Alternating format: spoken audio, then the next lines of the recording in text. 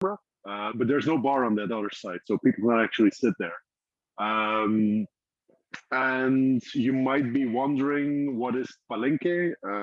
What's up with the weird name? And basically, Palenque is,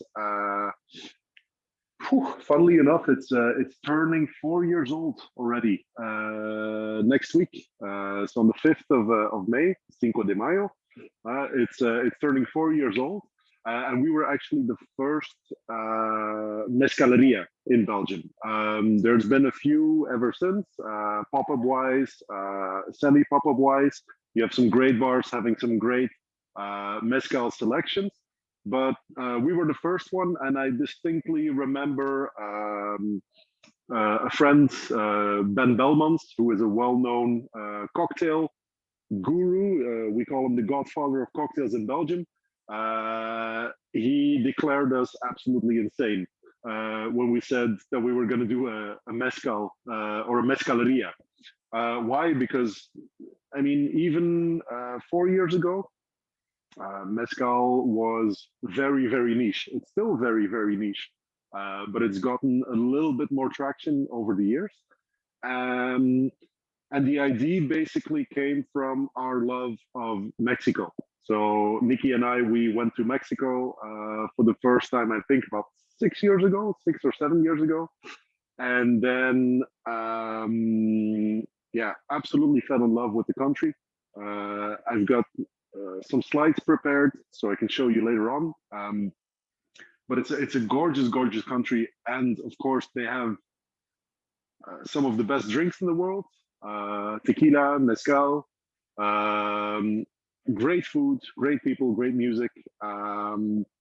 And so when we had the opportunity to open a bar, yeah, there was no doubt on what the theme would be of the bar.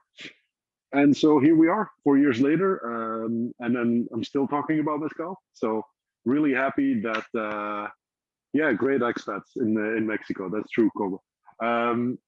But, you know, still talking about mezcal and still loving tequila and still making, you know, eating tacos whenever we can, because, you know, traveling has become a bit hard. And I hope that I can give you a little bit of taste, a little taste of a holiday tonight.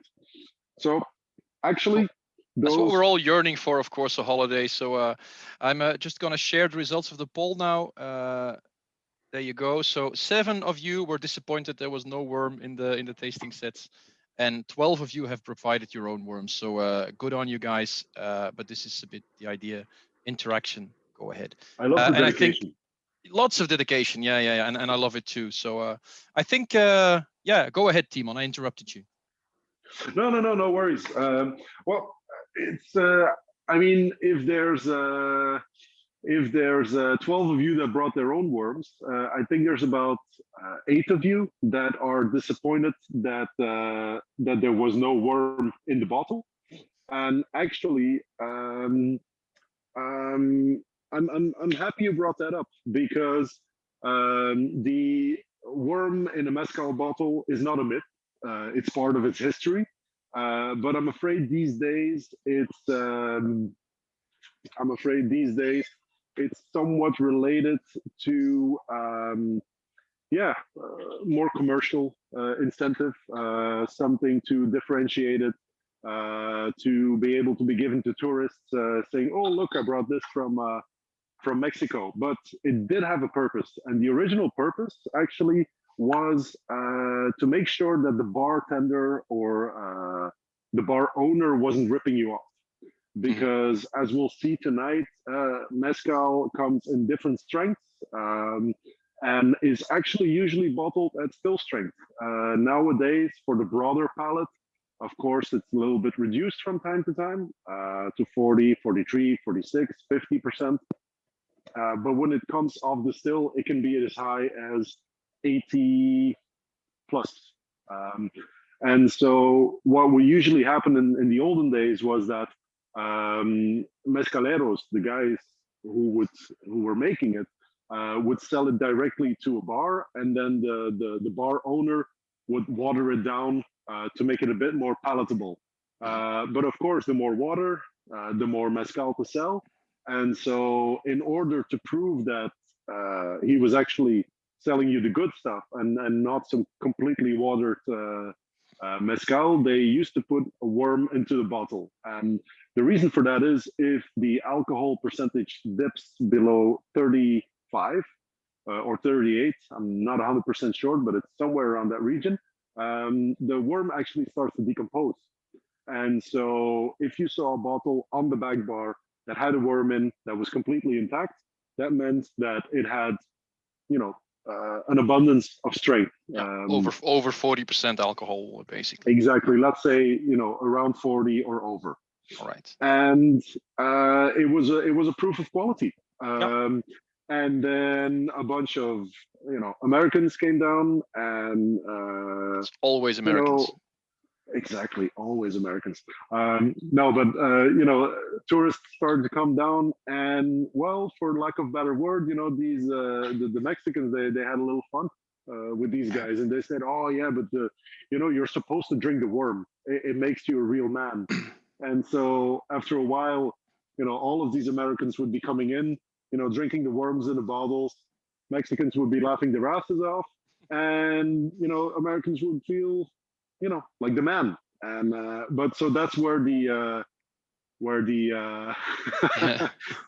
that's where the worm myth comes from. Nowadays, of course, we have alcohol meters. We don't need all of that stuff. But that connection to, you know, a mezcal and a worm in it is still there. But it's it doesn't make your mezcal any less authentic. Yeah. I think Timon, we should start tasting something too, because people are getting impatient, I think. Yeah. I was just gonna say, those who have been to my tastings know that usually I don't wait too long. And so yeah, thanks to your green screen, your bottle looks a little bit different. Yeah. That's actually... Normally, all the Del Maguey bottles are green, but I have a green screen, so they've become transparent here. But we'll be starting with the Vida. Yep. So we're going to start with this to give us a baseline. The cool thing is, what you have in your hands is the main product of actually the first mezcal bottling company in the world. So this is Vida. It's made by Del Maguey. It says so on the bottle. And Del Maguey was actually founded by a guy called Ron Cooper. And Ron Cooper was and is an American artist who would, in his student years, regularly travel down to Oaxaca, which is the southernmost state in Mexico and the home of mezcal. And he would go there because it was a very big art scene in Oaxaca. They're very much known for graphical art. When you go to Oaxaca, the place is filled with street art, and you know, all of these places that you know, you see a lot of new hip restaurants, and you know, they try to be cool, and then you go there, and these guys are actually cool. So these are you know, it looks like what other people are trying to recreate. I can see some comments already. It's very different. It has some smoke in it, a bit of burnt sugar, and exactly, you're completely on the money. The big difference between mezcal and its more known, let's say, brother tequila, is that tequila, let's say, well, I don't want to say the purpose, but the intent of tequila was to be a smooth and very palatable drink. This is not quite the same with mezcal. Mezcal was made, you know, in small villages, pueblas, and it was made from whatever they had around, and made with whatever they had around. Because, you know, when we think of distilling, and when we think of Scotland, for example, we think about big shiny stills, you know, stainless steel fermenting tanks in some cases. And when you look at mezcal, that's not the case at all. But let's dip into this first. Yeah, By maybe the way, also a little an interesting question, because I know Jo said it smells entirely different from what I'd expected.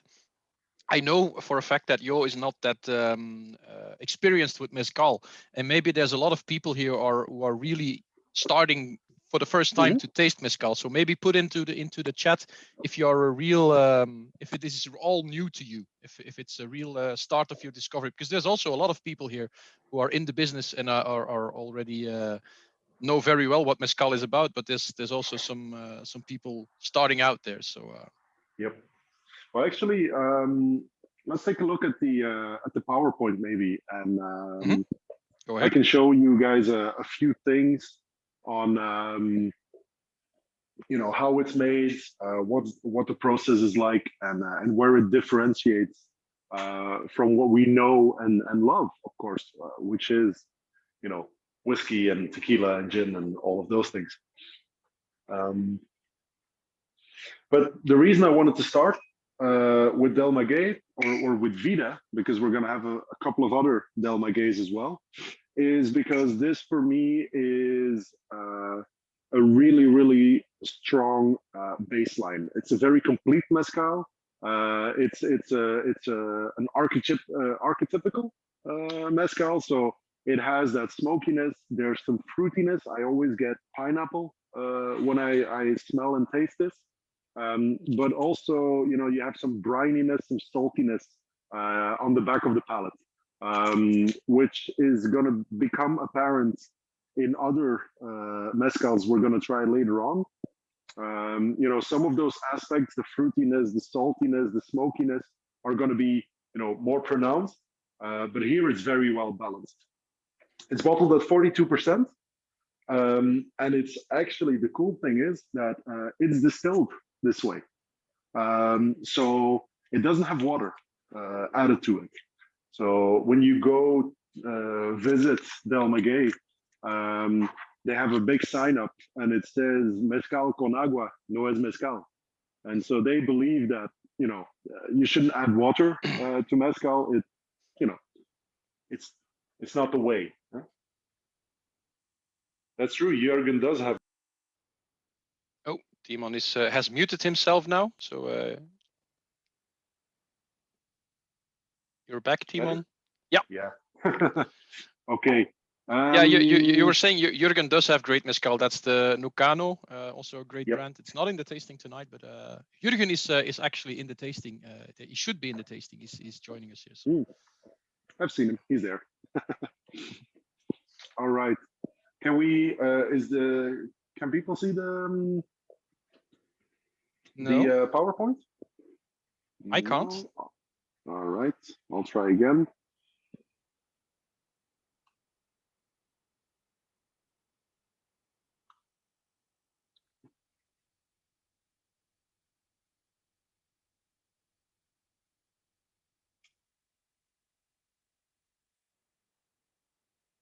All right. So there it is. Should be able to see my screen now. Yeah, you should put it in presentation mode, maybe. There you go. Okay. So first, first images here. To give you a little bit of a general idea. They call Montana in the US. They call Montana Big Sky Country, but for me, Oaxaca is Big Sky Country. The scenery, the wideness is, it's always so impressive. And a picture, a photo doesn't capture half of it, but it gives you an idea of the size of this country, because when we think of Mexico, we talk about Mexico as being one country, but actually it's Los Estados Unidos de Mexico, and it's 29 states. And it's I think Kobe can confirm. It's a huge country, and we've been there about 6 times now, and it's I mean, I've seen maybe 5% of it. So this is another image. The keen-eyed among you will be able to tell that this is not a variety of agave used for for mezcal, but it's actually blue agave, Weber agave. This is the type of agave used for making tequila. It's the only allowed variation. But then we come down, to what we're drinking here. So this is what you're seeing in this picture is espadin being harvested. This mezcal is made from the variety called espadin. Espadin is the most commonly used variety for making mezcal, and the reason for that is that it doesn't take that long to age. So what you need to know is that mezcal is made from an agave plant, as is tequila, and it's made from the heart of the plant. And the heart, which we call the piña, it's actually full of starch that can be converted to sugars. And so espadin is a variety that grows fairly quickly. It takes about 7 to 10 years to become mature, and it grows quite well in a very different variety of surroundings. So whether you have a more sandy soil or a rocky soil, espadin is known to thrive pretty well in all of these different circumstances. A regular one will yield about 60 to 80 kilos for the piña alone. And if you reckon that you need about 9 or 10 kilos of agave to make 1 liter of mezcal, that it's more interesting to be able to harvest a bigger agave in a shorter amount of time. And that's actually where a lot of the tequila producers are now facing challenges, because of a lot of celebrities coming in, buying brands, the demand in the US, which is absolutely exploding, and so there's a scarcity, and so it's getting more and more difficult to get good quality agave for tequila. With mezcal, this problem is not it's not relevant yet, but if we see that explosion continue as it does now, it might become a problem in the future. I saw somebody asking, isn't espadin the only one that is cultivated? It used to be, but actually it's not. These days, because of the difficulty of getting wild agaves, more and more species are being cultivated, and actually espadin didn't used to be the only one, but it was, as Stan is saying, it's the backbone, it's the bread and butter of the mezcal industry. Mm-hmm. So here we see 2 examples of agave being harvested. On the left, it's a regular sized espadin, but they can grow quite large. So the one on the right is an absolute beast. I took this picture from the Instagram of Del Maguey, and I believe they were saying that the piña of this one was weighing around 200 kilos. So that's a huge plant. So and the size of the plant, Timon, is that only due to age, or is it also due to where it grows, climate? I think it's a combination of things. This is definitely a bit of an older plant, but if it's been grown in very fertile soil with good climate, good humidity, then they can grow quite big. All right. But usually they're around the 60 to 80 kilo mark. But there's another question in the chat, Timon, because everybody got this little cup, the earthenware cup. Yep. 2 questions about that is, what is the correct name for this? Because I've heard lots of different names already. And Mark is asking if we would hold it against him if he drinks just from glasses, or does he have to use this cup for tonight? If you've been to my tastings, I always say, drink it however you want to drink it. If you want to mix it with Coke, I don't know if I'll be your friend, but you can do that.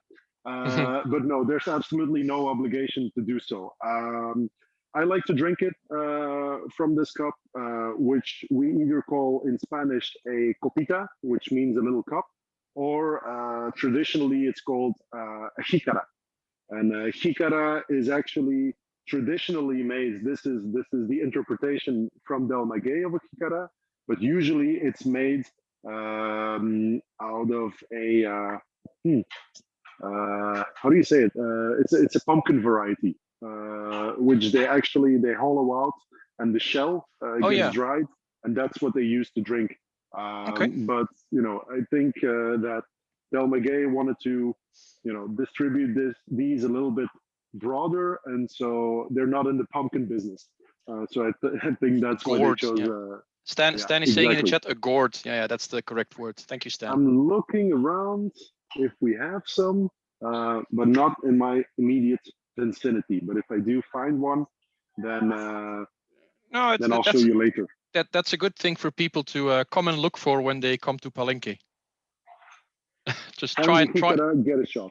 Yes, that's a good deal. There you go.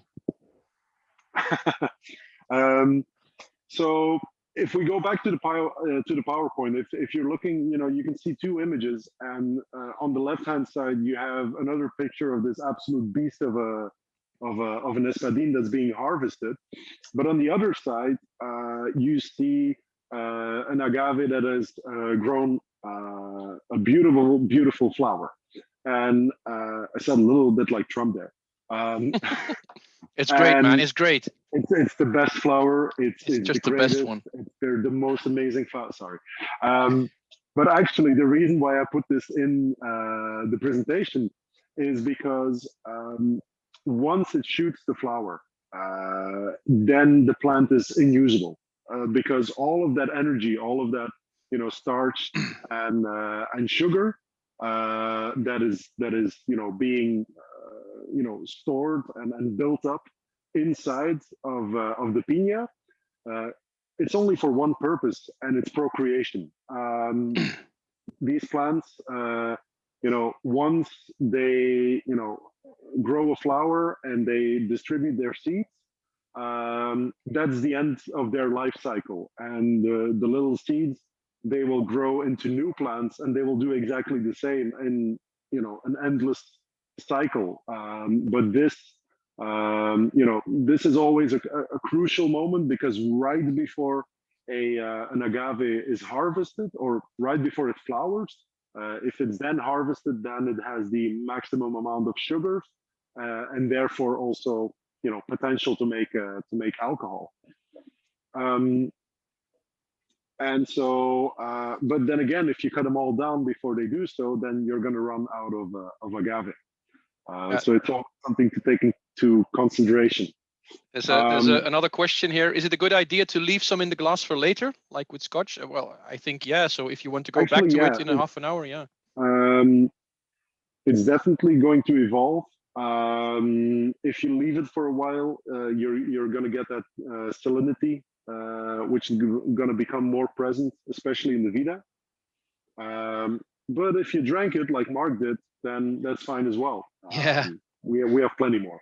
Yeah, I can see Yo is also saying the aftertaste at first put him off of the Vida, but it's growing on him quickly. And he's looking forward to the other tubes already. So, all right. Well, you know what? Let's dig into the next one.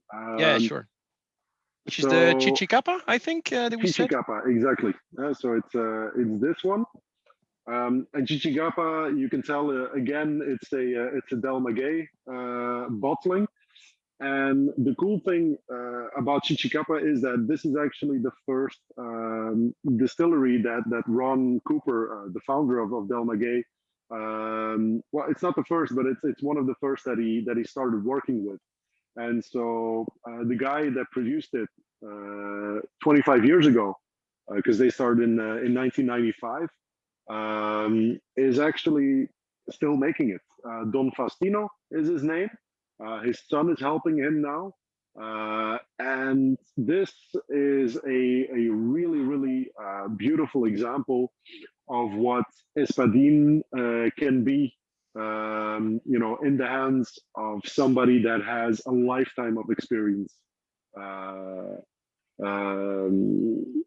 lifetime of experience in making agave. And I can see Stan commenting that Vida is made by Don Faustino, and I'm sorry to tell you, but it's not. So Faustino is in Chichicapa, and then Vida comes from San Luis del Rio, which is about a 3-hour drive. So there's quite a bit of difference, but they're both really, really beautiful products. The cool thing is with Del Maguey or with the Vida, as it became more popular, instead of increasing still size and larger fermentations and all of these things, they didn't choose to do that because they thought it would differentiate. It would make the mezcal taste different. And so what they actually did was they duplicated the process. So they kept the same stills, the same process. They just copied it, and now they're at the point where they have 6 identical distillation installations, whatever you want to call it, or still sets. But so the second one, Chichicapa.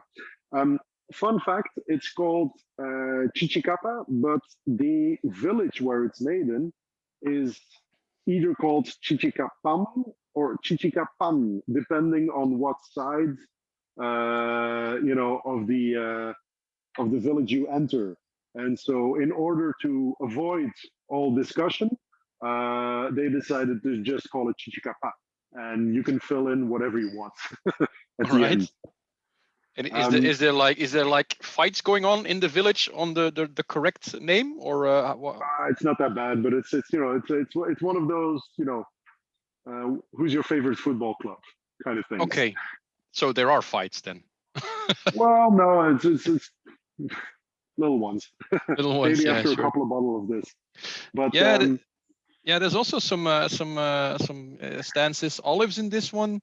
This is much smoother, refined, fresh almost, similar ashy and burnt tones, and then the herbal medicinal middle. Yeah. Okay. So and I love hearing this because you have people saying it's smooth. There's ashy tones. There's floral tones, and it just really proves how complex these spirits are. How old is Zach now, Mark? Yeah. He's 6. Well, yeah, that's a great age to start smelling stuff. Get him started young, Yeah, my boy also smells everything I have in my glass. So. But this, it's this beautiful, muscular yet refined mezcal. If we look at the proof, if I'm not mistaken, this is bottled at 48. Yeah, 48. This is 48. The Vida was a bit less, was 42, I guess. Yeah, Vida is 42. This is 48%. Yeah. And still, it doesn't. For me, it doesn't taste stronger or higher in alcohol. No, it's just more complex. It's more complex. It's not harsher or harder or stronger. Yeah. Yeah, and what you have to take into account is that Vida is made the way it's made in order to be accessible and in order to be mixable, and they want you to use it in drinks. Where this I'm sure this makes a fantastic cocktail, but it's something that is it's made actually for trying on its own. That's also maybe something we have to, because everybody got the can of beer in the pack. Maybe this is the time to talk about how mezcal is drunk in Mexico. How do the people drink it over there? Well, the funny thing is that wherever you go, to people locally, what they make locally is usually it's not as revered or adored or deified, if you will, as it is outside of the country. For them, mezcal it's their drink. It's what Geneva is to us. It's what a blended Scotch is to a Scotsman. It's what pastis is to a Frenchman. You know, it's the local drink. It's the drink of choice, and so, you know, often when you go to a cantina, to a pub, to a bar, you'll see a guy sitting there, you know, having a mezcal, having a tequila, and having a beer, and that's actually what I wanted to recreate here. So that's what it's. That's why I added a can of beer to the pack, because you know, these guys are serious about what they make. They are not serious about how you should drink it, and so that's what I wanted to do. Just have something, you know, fun, and if you want to have a beer on the side, please be my guest.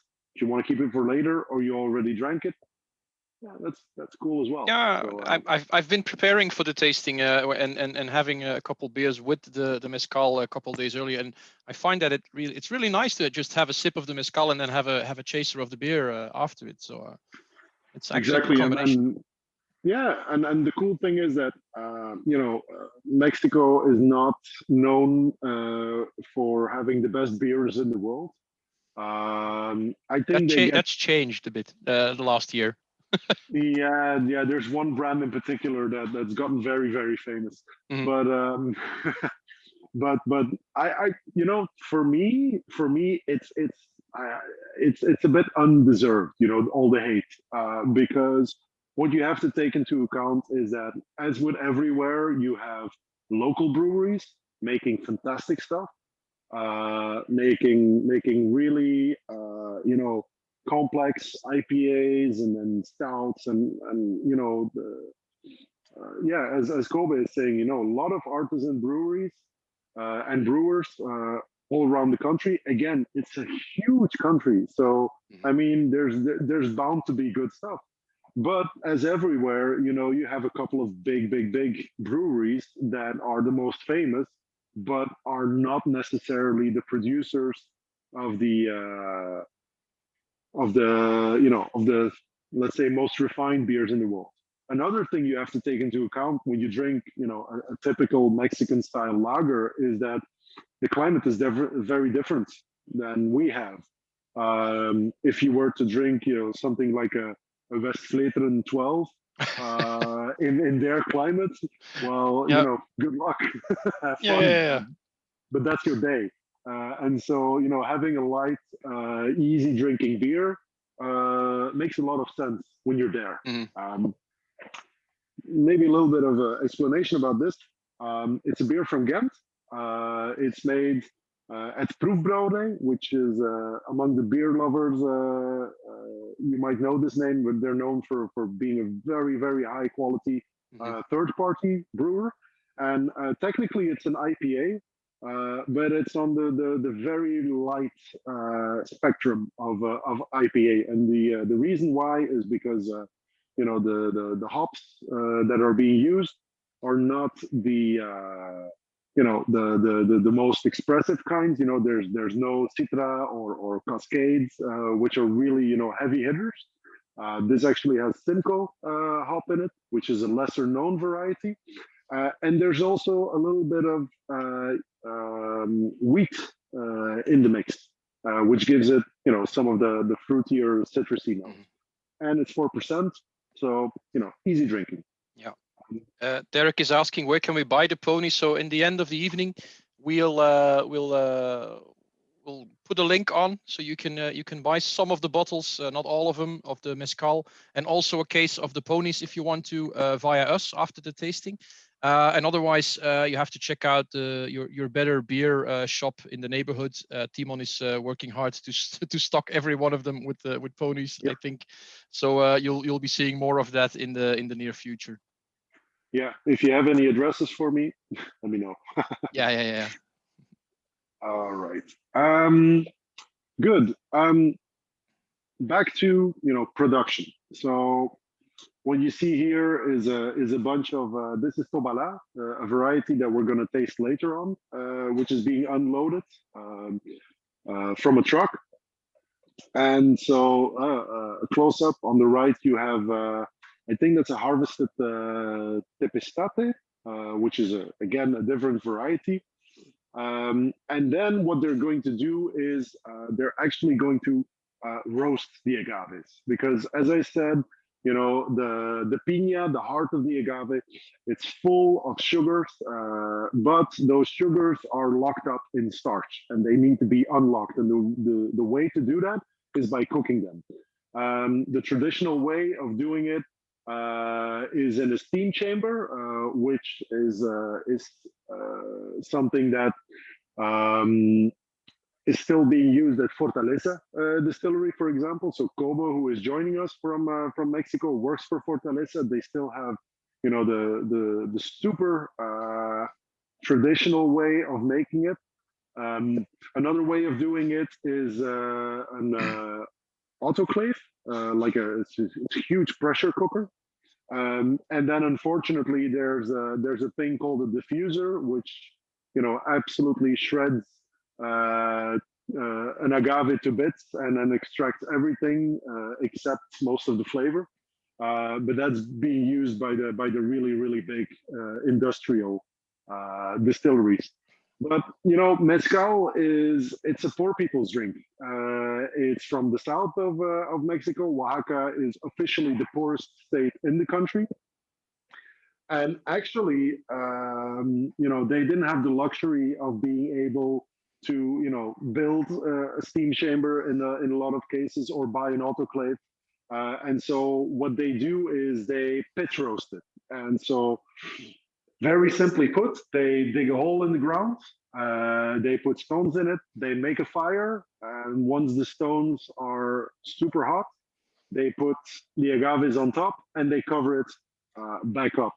And so these roasts can get pretty big. This is a picture from a roast at San Luis del Rio, where they make the Vida.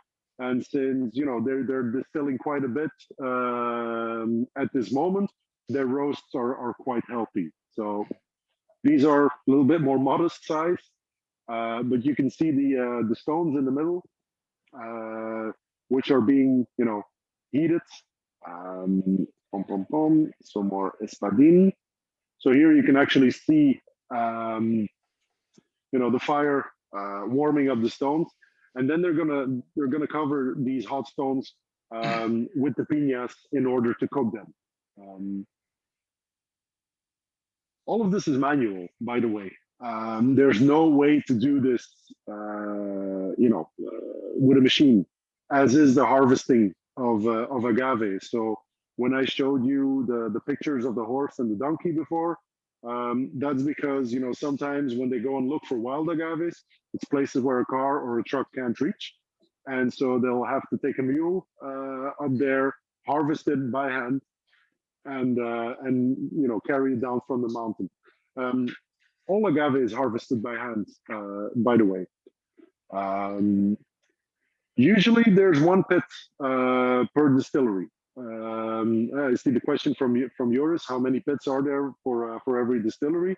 Usually it's just the one, because, you know, their fermentation, it takes quite a long time, and the stills are usually a small size. San Luis del Rio, where they make Vida, is actually an exception to this.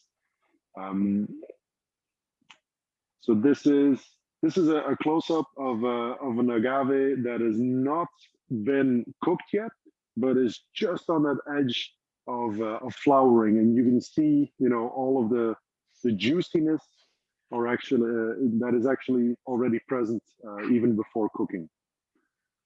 Yeah, two questions there. How many pits are needed for 1 liter of spirit? Just one. The pit is where you roast, and it depends on how much agave you're able to put into the pit. Now we're talking about a couple of 100 kilos when you're per pit, or a couple of tons sometimes. Yeah. So it's so one pit will give you plenty of, you know, roasted agave. Yeah, and then there's another. Question? Yeah, another question from Yo: is all mezcal really always produced artisanally, or is there no commercial chicanery being done like with most other self-proclaimed artisanal products? Yes, unfortunately there is, but The good thing is that the Mexican government, which is quite strict on everything that is regulated in terms of alcohol. I think tequila is one of the most regulated spirits in the world. They have an AOC, so appellation d'origine contrôlée. Something like cognac or Calvados.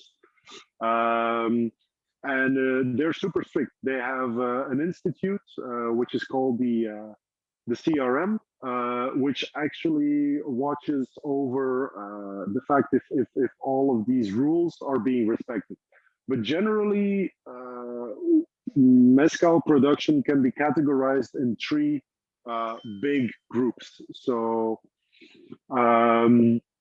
you have what we're drinking mainly tonight is artisanal, and artisanal is it's the traditional way of making it. So it's pit roasted usually, but you can also use different types of ovens. But usually it's pit roasted. It's distilled in a copper still, and it's fermented in wood.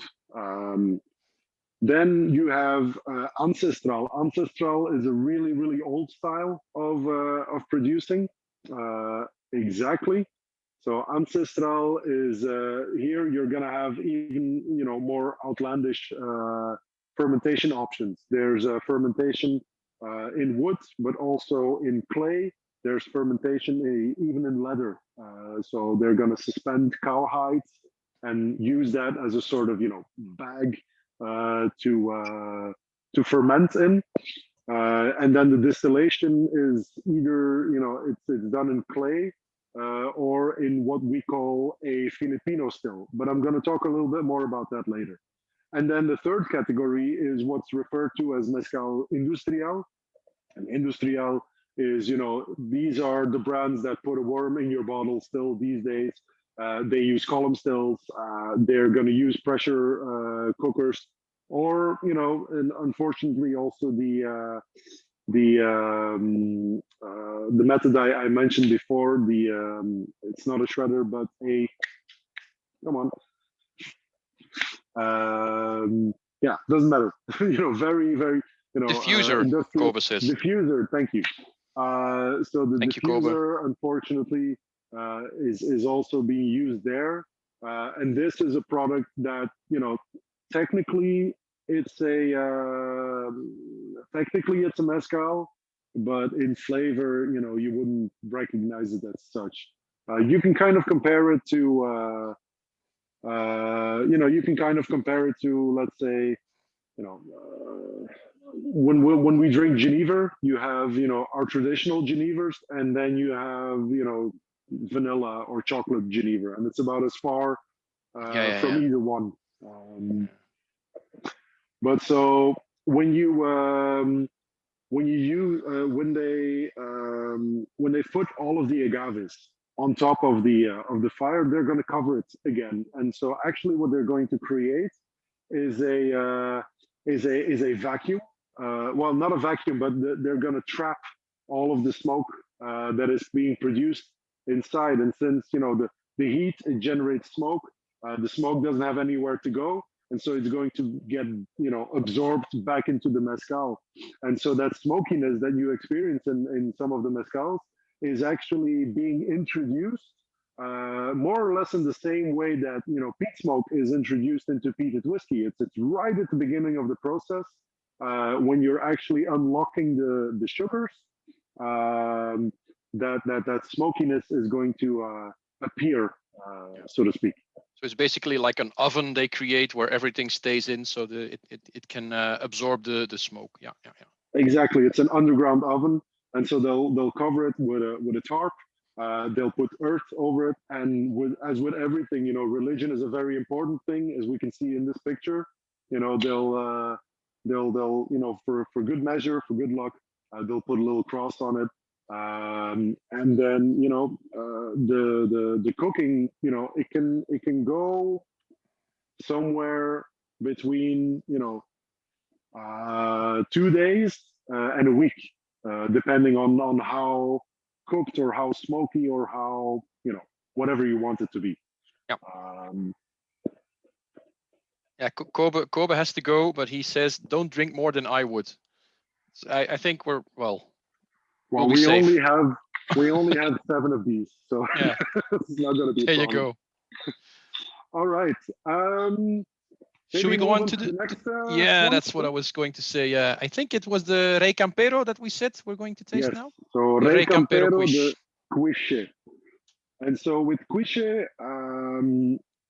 what we have here is our first, what we call wild agave. So this is not a cultivated agave. Excuse me while I serve my wife. Hey, Nikki. Don't worry, she's not holding the camera. She's just sitting behind it and drinking. That's perfect. I think she has a better, end of that bargain. Yeah. So this is what we're drinking, Rey Campero. And the nice thing with Rey Campero is that this is actually a company that is quite similar to Del Maguey, because Del Maguey and Rey Campero, they are not the owners of these distilleries. They're actually a cooperative that work together with different mezcaleros or palenqueros, as we call them, hence the name of our bar, Palenque, a place where you make mezcal, or in our case, drink mezcal.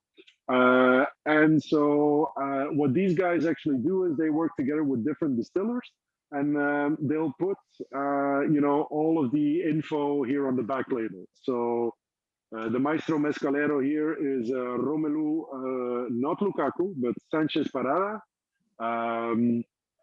This is a joven mezcal. So joven means young, or is another word for white. It's milled in a tahona. A tahona is a traditional way of milling. I'll get to that in a second. It's distilled in cobre, so it's copper distillation, and it's a double distillation. And then you can see this batch yielded 1,333 bottles. We're drinking, I'm drinking from bottle 373, and Jeroen is 481. So half of you have my bottle, and the other half has Timon's bottle. Yep, but they're the same batch, so yes, it shouldn't be a difference. So this is Cuishe, and what you'll notice is that when you smell this, this has a lot more. Let's say it's a lot greener in flavor. Well, all 3 of the ones that we've had have been very different up till now. Yeah. I feel. Yes, there are brands that distill. Bob was asking, are there brands that distill more than twice? Yes, they do, and we're actually going to have one in the tasting later on. Okay, cool. So, but this, what I love about this is, you get these very vegetal notes. It's a very green flavor profile. You get some, cut grass. There's a lot of chalk in it, minerality. But again, a beautiful roundness. It's really. It's got a very full flavor. It's very fresh. It's a little bit zesty, citrusy, but not in a super obvious way. It reminds me more. There's maybe, for me at least, there's a little bit more of a hint of grapefruit in the flavor, more than, let's say, lemon. Some bitterness maybe. Exactly. There's a touch of bitterness, but it's not a faulty kind of bitterness. It's So there's a couple questions and also tasting notes there in the chat. Stan was asking, where does all the difference in flavor come from? Is it the difference in agave, fermentation, stills, or all of the above? I think Stan also already answered. It's all of the above and then some. What I was wondering about is, it is all very manual and very artisanal. How do they keep flavors consistent from different batches, or is that not the objective, basically? With Vida, the consistency is what makes it, one of the great mezcals. And they actually do this by batch blending. So they'll blend different batches and to achieve a certain flavor profile. But of course, with them they have six times the same stills, and so they can produce quite a bit, and then it automatically levels out. But with other distillates, it's not necessarily the goal. That's why they have numbered bottles, they have batch numbers, and I think that's the beauty of it. What you do notice is that certain distillers, after a while, certain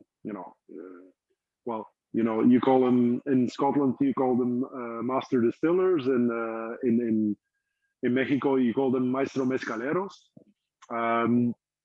They get a reputation for having the magic touch in finding the best properties in every batch. These guys, and then that's something that I am absolutely in awe of, is that when you go to a traditional distillery, they don't have alcohol meters, they don't have hydrometers, they don't have 15 gauges that show them the pressure and the timing, and these guys, they just know, from experience, and they can tell when a ferment is ready, they can tell when distillation is good, and even they have a process that they use that they can fairly accurately determine alcohol strength on site, and it's something I'm going to show you later on, because it's a really fascinating technique that they have. Is it when you are in a mezcaleria and there is a maestro mezcalero there, and he gets changed, another one comes, or goes on a pension, and a new one comes? Does the style of the house change?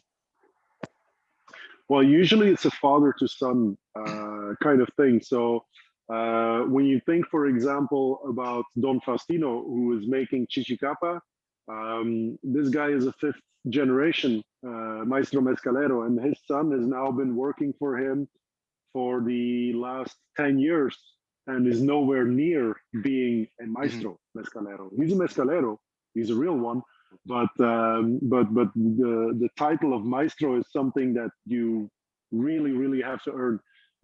Compare it to Japanese sushi chefs. Sushi chefs, I was thinking of the same example. Yeah. So then he probably will become a maestro when his father says he is a maestro. Exactly, and his father is the only guy that can actually tell him if he's a maestro or not. And so it's really it's rooted very much in tradition and a certain way of doing things, and it's a very harsh, it's really something that is quite different than what we see in our day-to-day lives, where everything is fast, and you need to do better and more and harder and stronger and larger and whatever the next step is. And then the beauty with mezcal is that the goal is to make it the way it's been made. It's supposed to be made. Yeah, for the last 50, 100, 200 years. And so continuity is the goal. They see themselves more as I would say custodians. Guardians of the heritage, something like that. Exactly. Then I'm the master.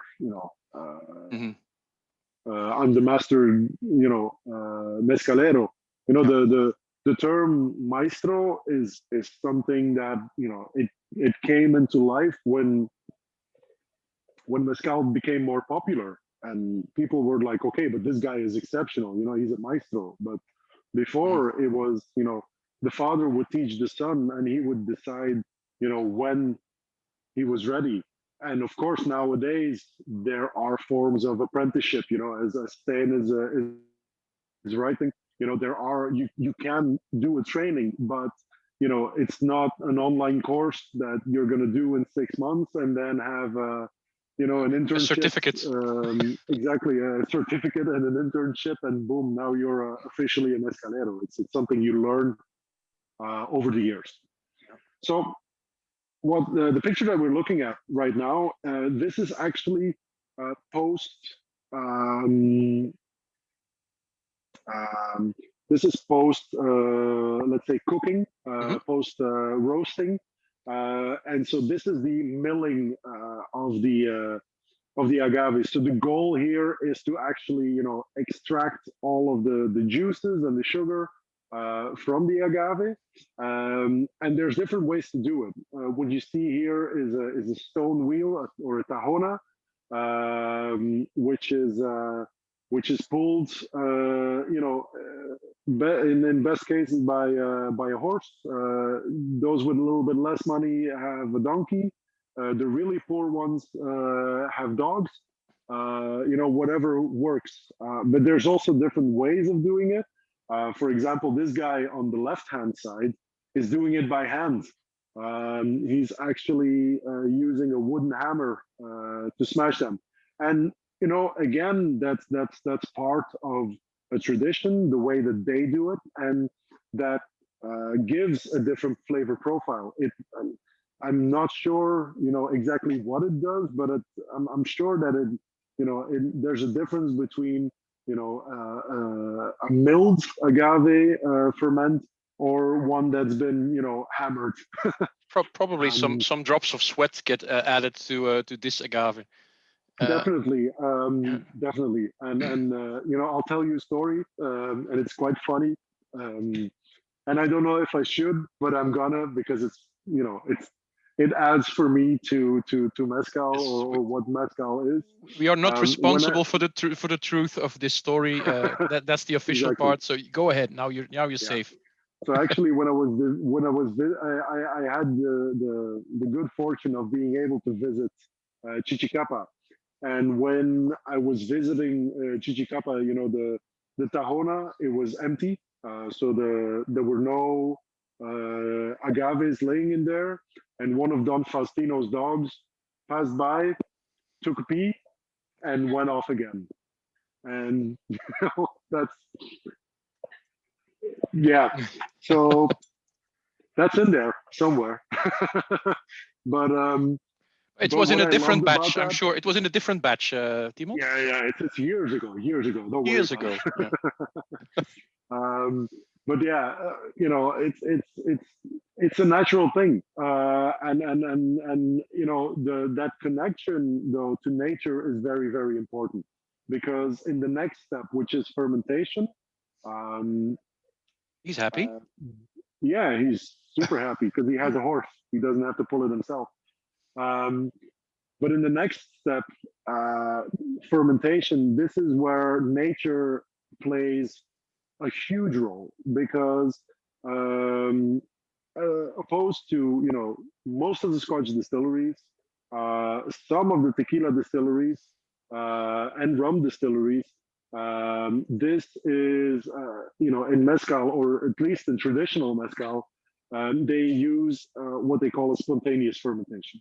So basically, what they do is all of that milled agave or smashed agave, they're going to put into a vessel. They're going to add water to it. They're actually not going to use the juice alone. So it's always going to have the fiber in it. That's a big difference from tequila, for example, where they only ferment the juice. But these guys will actually ferment with the fiber. And so a spontaneous fermentation is what happens. And So this is where, this is basically like the lambic of the distilled spirits world. absolutely. And the cool thing is that Because it's a spontaneous fermentation, all of the yeasts are going to be yeasts that are very local. So, for example, if you have a mango tree, or if the distillery is surrounded by mango trees, for example, there's a good chance that you're going to get some mango notes in the final product. If it's near a corn farm, you're going to get these more, earthy flavors. And so, because you have, insects always going back and forth between the fermentation and whatever fruits and plants are nearby. It's not always like this in the big, the big distilleries are going to use yeasts, but Vida, for example, despite of the volume that they make, they still do a natural fermentation. And the fermentation, it takes a while. It takes about a week to 10 days in Vida. But for example, Chichicapa or the Jabali that we're going to try later on, the Jabali, I know for a fact that these guys use fermentations that last, up to 30 days, where they're actually going to get, they're going to have a fermentation, it's going to stop, they're going to leave it, and it's actually, going to restart fermenting because, they take out some of the fibers, air gets into the mix again, and so the fermentation process kickstarts again. And that's something, there's a lot of Scottish distilleries, that boast about, having a long fermentation. Yeah, 70 hours.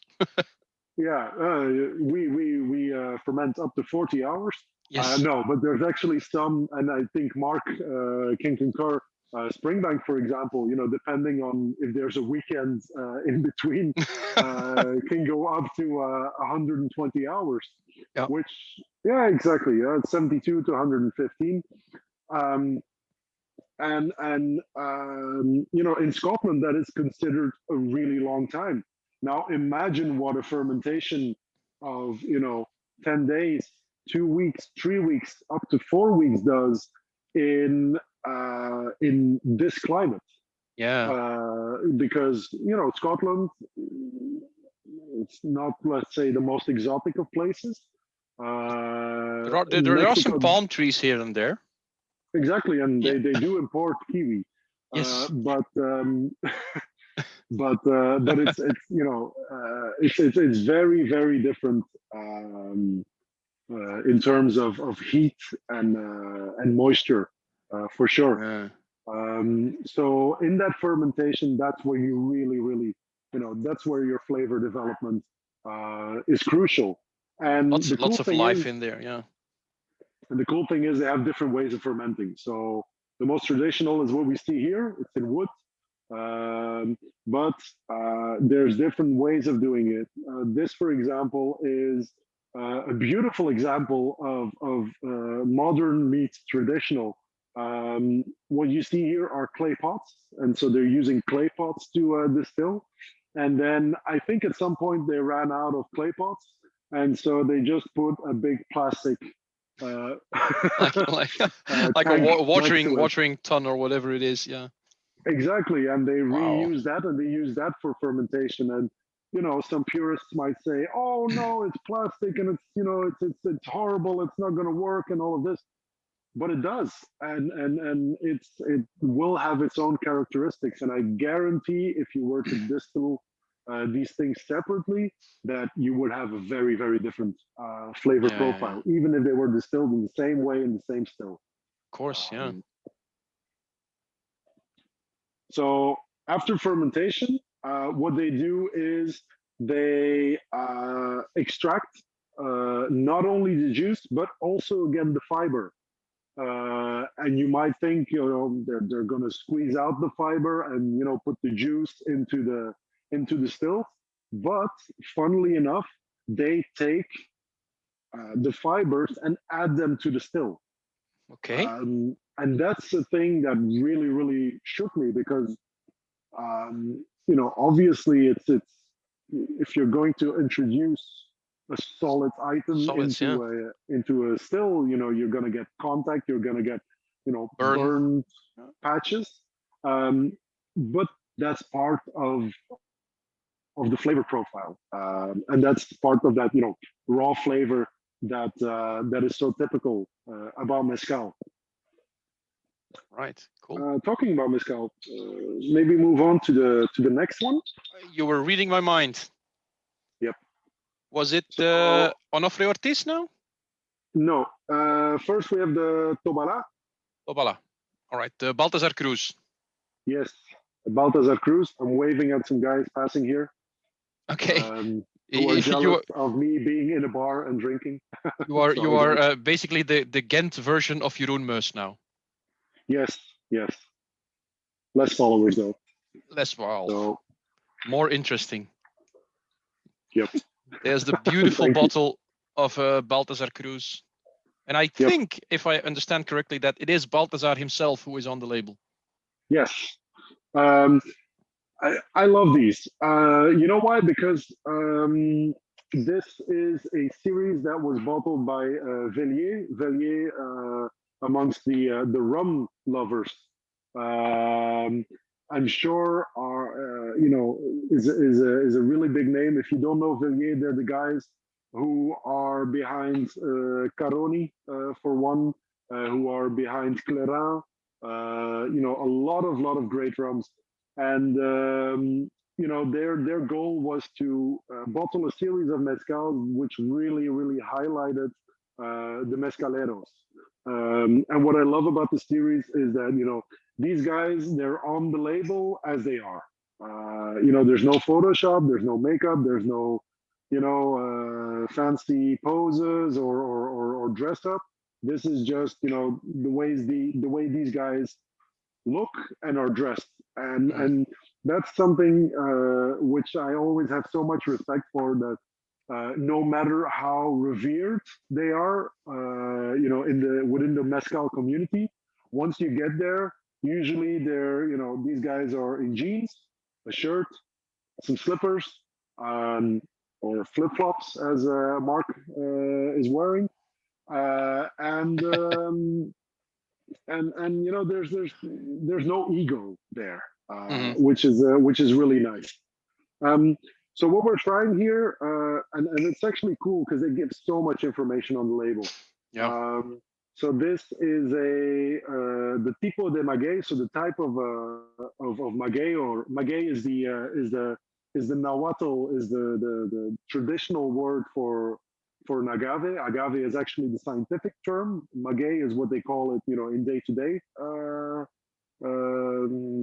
speak, let's say.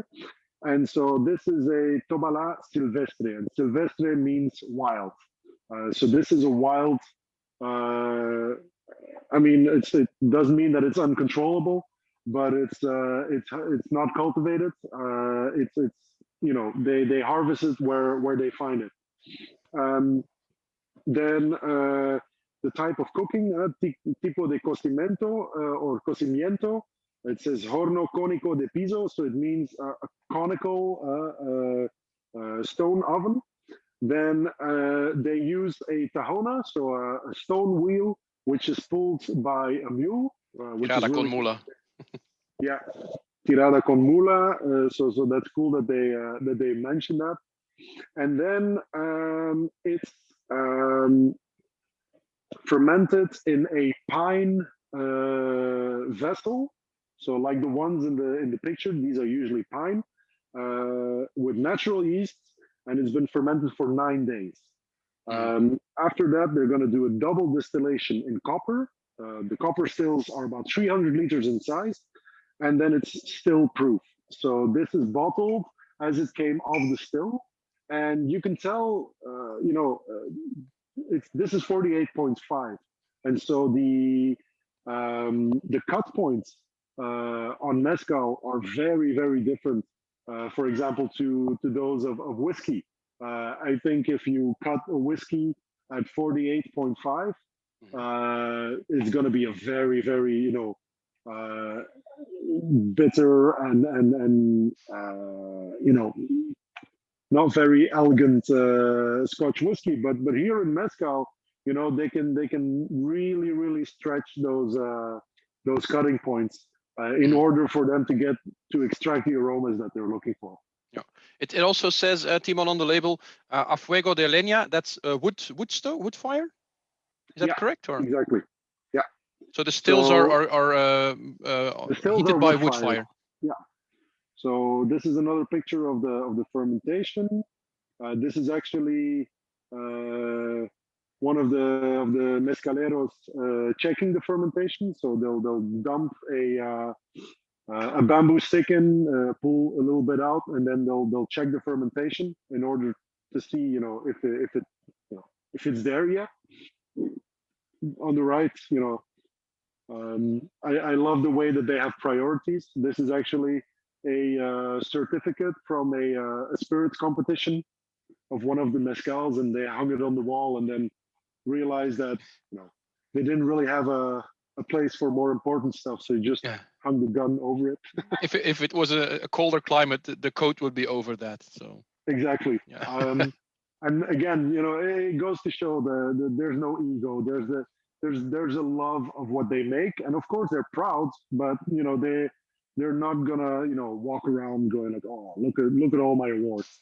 They don't have time or interest in that. So again, and then here on the right you can already see a glimpse. But this is actually the type of still that they use. The guy in the picture, by the way. Yeah, is that your picture? Beautiful picture. It's not, unfortunately. But this is Don Faustino. So this is the guy who makes Chichicapa. Okay. This is his copper still. And as you can see around, the base of the neck, where the line arm, so to speak, starts, you can see this whole contraption. And basically what he does is, this is a manual still. So what that means is that, underneath, so this is what's underneath. This is the oven, it's wood fired. He uses mesquite, which is a typical wood variety found. It's actually a cacti, a cactus-like plant. And they use that to fire the still. They'll never or very rarely use oak because it's a very expensive. It's a very expensive source of wood, but mesquite is very common. And then the whole buildup of the still is done manually. And so actually at the bottom of the still, that's where they're going to put all of those, the fluids and the fibers in. Then they're going to put the cone on top, and then they're going to attach the line arm. And the cool thing is that they don't have screws or valves or seals. But as a seal, for example, he uses mud. So he'll go around the back, take some sand, add some water, make mud, make a mud ring, put the still on top. Wow. And then attach the line arm again, put mud around that, maybe tie a plastic bag around it, and then that's it. It's so great that's such an artisanal thing and then it ends up in bottles in Belgium. I mean, isn't that just crazy to think about? It's the idea is a bit insane. Yeah. to be honest. And so that's why I'm so happy that 70 people decided to join us, because it's taken a while to get this here. Yeah. It's also funny to read. Sorry, Timon. It's also funny to read the chat, because there's two fields coming about here. There's some people who really love this, and there's other people who basically don't understand it at all and kind of hate it. Yep. Personally, this is my kind of mezcal. I'm a really big fan of Tobala. Tobala is it's within the same, let's say, arm of or branch of the Agave family as Espadin, so the first two ones, and it's got that muscular drying style. This one in particular I can really feel it here in the side of Hmm. in my cheeks, and then on the side of my tongue. It really has a drying effect. But the cool thing is, this is Tobala, and Tobala. I'm going to go back a little bit here in the presentation. Um, Tobala is a really small variety. Hmm. So this is Tobala. These are actually Tobalas being thrown off the truck, but the piña, the core, is about this big. So it's 3 to 5 kilos, and but the thing is, it takes 12 years to grow, 12 to 15 years for this plant to grow. So it takes 12 to 15 years, and after that, all of that waiting, you end up with 3 to 5 kilos of piña. And so that means you're going to need at least two to make even just 1 liter Okay. of the stuff. Um, and so, if you're ever wondering, what's up with mezcal prices? Why is it so expensive? Well, take into account that okay, these guys, they don't age, they don't put stuff into casks traditionally, but they say, why would we? It's already aged. We've been waiting for this plant for the last, you know, 8, 10, 12, Yeah, yeah, 15, and sometimes 25 to 30 years yeah. for certain plants. Um, and that just shows you, for me, that it's a humbling thing to keep in mind. Like, okay, you don't chug this down because Jesus Christ, so much time has already gotten into Yeah, yeah, just yeah, yeah. being able to make it, let alone making it. But So, what I find interesting is when I'm tasting, well, like so many of us, I've never done a real mezcal tasting with lots of mezcals next to each other, and um, to find a reference point, because I'm when I taste other things, I try to find like, oh, this is like the yeah. Lafroig of this kind of drink, or this is more like a lowland whiskey. But I have a lot of trouble finding reference points for the mezcal because it's so different from everything else.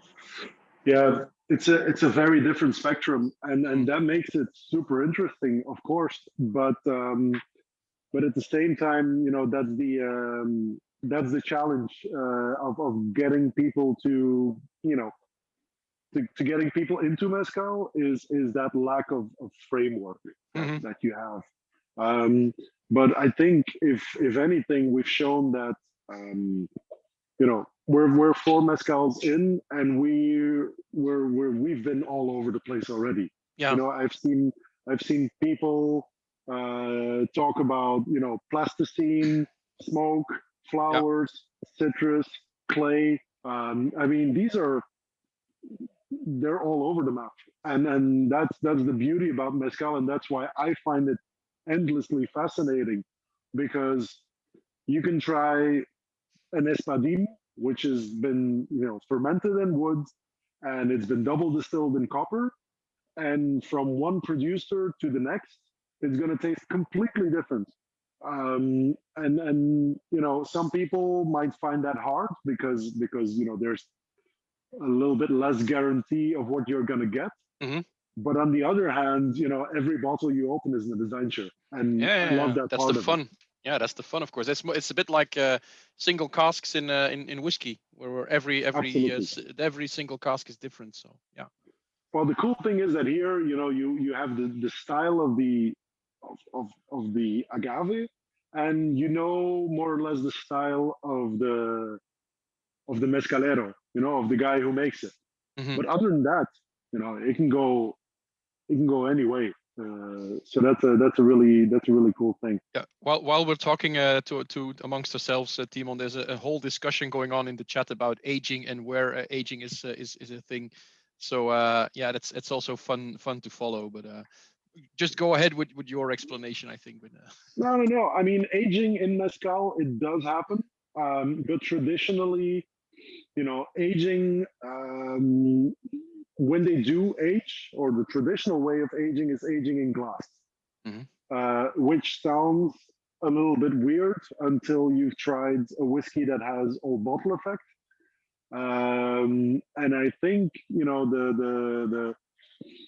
yeah, the climate simply doesn't allow for aging in woods because of evaporation, because of loss, and so traditionally it's not aged because it was something when it was made, it was meant to be drank. Yeah. It's culturally it's a very different thing. We collect bottles, we keep them, we display them in some cases, and then we'll have a sip of this, a sip of that, a sip of that. Again, as I told you, this is made in the most southern part of Mexico, and each town had their palenquero, the guy who was making mezcal, and he was the source for alcohol. And You wouldn't go to the next village to buy a bottle there, because why would you? well, maybe if you had the time and the means, but if you're a farmer, you don't have time to go on foot or take your mule or your donkey or your horse if you were a good farmer, and then go and see what might be in the next village. You would drink whatever was around, and that's really cool because some villages really have their own style of mezcal, and then it can be very different to the next village, but that's the way they've been making their mezcal. So yeah, another example. This is actually at Vida, so you can see it's quite a similar setup, but it's just been duplicated multiple times. And then the vessel that you can see the line arm going in, that's actually just filled with water, and they use a warm tub to cool down the spirit. So you get a lot of the heavy flavors with it. As you can see, the line arm is quite steep. And that gives a little bit of the reason why you have that, very pronounced smokiness, quite pronounced fruitiness, saltiness, because there's little, interference between the vapors going up and what's being collected on the other side of that worm tub. This is a super old picture of Don Faustino. And on the right, you can see a picture of the second distillation. So again, they'll just catch it in the most efficient thing they can find, which is usually a plastic jerry can. And then for the second distillation, they'll just pour it in, and you can actually see that rim around the still. That's where he'll put the mud seal. So again, if they press on the top of the still, some of the mud might fall into the still. Yeah, part whatever. of the flavor, I see, Timon, some people are getting thirsty again. So. Okay, great. Well, let's go to wild Jabali. Wild Jabali. Back to the Now, green Jabali, bottle. Yes, it's another green bottle. It's another Del Maguey. Jabali has a special, connection for me. The reason why, and this is a purely personal thing, but Jabali is, it's not a very common agave. You can only find it in specific pockets in Mexico. This place where it's made, this is Zoquitlan, and Zoquitlan is about, I would say, an hour and a half to 2 hour drive from the center of Oaxaca. It takes you about 45 minutes on paved roads, and then from there on, it's all unpaved roads. So if you don't have a 4x4, or you're not brave enough, you're not going to get there. But Jabali, for me, it's so distinctive. It has this. Oh yeah. It's a flavor profile that is. It's. You can almost, if you've been there, you can almost taste that place. It's a weird thing to say, but it's higher up in the mountains. There's less oxygen there. It's hard to reach. And you can kind of taste that in this mezcal. It's very closed at first. It's got a lot of acidity. It's quite dense. But once you give it some time, it really opens up, and you get a lot of flavors from this. I have to confess, it's been a while since I've had this, but Take your it time, still Timon. smells amazing. Yeah, there's something really recognizable in the flavors, in the taste, but I can't put my finger on it. What it is? It's something, yeah. And then there's the sweetness, you know. Yeah. But it's not sugary. It's not sticky or Not at all, no. And Umami and saline, Niels and Diane. yeah, there's a certain saltiness, salinity. Yeah. Stan says it's not my favorite Jabali expression. I find the Rey Campero packs a lot more flavor. So I guess you're talking about the Rey Campero Jabali then, Stan, not the Rey Campero Cuishe we've tasted earlier. Yeah. Actually, my favorite Jabali is from a different bottler still, but that's one it's very difficult to get in Belgium. It's the guys from there they are. These guys, El Jolgorio. Really great brand. But unfortunately, in Belgium, we can only get the Espadin and the Pechuga from them. But the Jabali is excellent. So Timon, in the bar, actually, you make cocktails, of course. Do you use these kinds of mezcals for cocktails too, or is it more to the Vida style of or range of cocktails that you use? No, we use Vida. Vida is our house pour, and even to the point that even though on a good day we only can seat, let's say, 30 people inside, we go through about 12 bottles of this a week when we're open. So, and I'm actually quite proud. I don't know if you can see it in the corner, the blue plaque. Is it visible? It's not visible, and also we're kind of small now. But maybe after you've stopped sharing the presentation, you can show it because then you'll have a bigger view of it. We're actually one of 5 Del Maguey embassies in mainland Europe. So right, cool. Quite proud of that.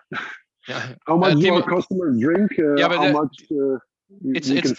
That's a question from Mark, of course. So we might have to get him to your bar to see if your volume might go up then.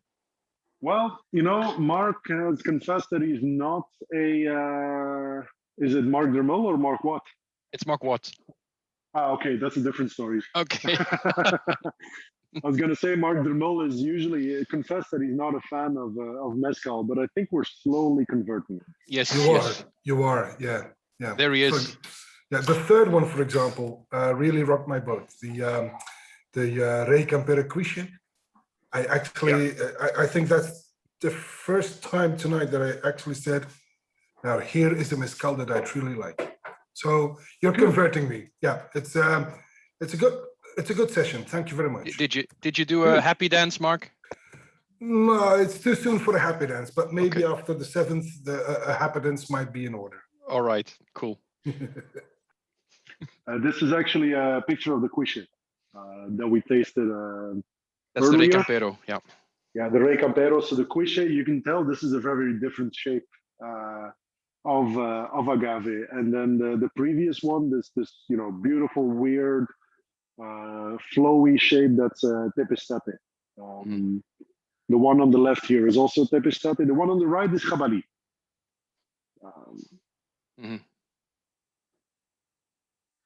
Now, this is also a very important part of mezcal.